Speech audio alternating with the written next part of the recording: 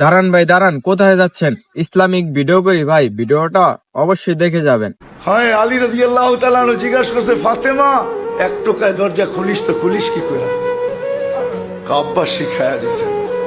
কি শিখায়া দিছে আব্বা?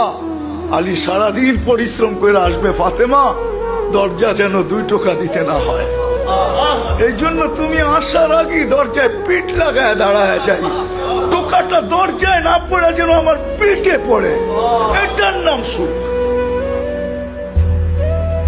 পা দিয়া দেখা দিছে টেবিলে খাওয়া রাখা আছে, খায় ঘুমায় পড়ো, এটার নাম সুখ না।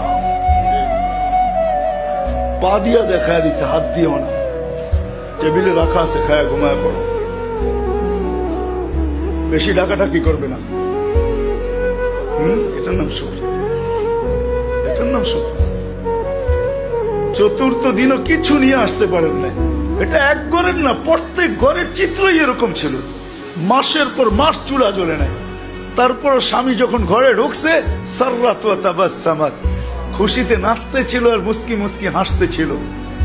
আলী রাদিয়াল্লাহু তাআলা আনহু ফাতেমা রাদিয়াল্লাহু তাআলা আনহা কাঁধে হাত রেখে বলছে, রহিমাল্লাহু ইমরাতান, ফাতেমা 4 দিনের ক্ষুধার তো চুলা জ্বলে নাই, ঘরে খেজুরের বিচিও নাই, পানি ব্যতীত কিচ্ছু নাই, হাসান হোসাইনের জিহ্বা খিদা নিবারণ করায় নিয়ে আসছি আল্লাহ রসুলের জিহ্বা চুষায়া। আমি ঘরে ঢুকতেছি, তুই এখনো হাসতে পারিস আর নাচতে পারিস? বলতে নাচবো না কেন, হাসবো না কেন, তুমি তো আমার বাদশা।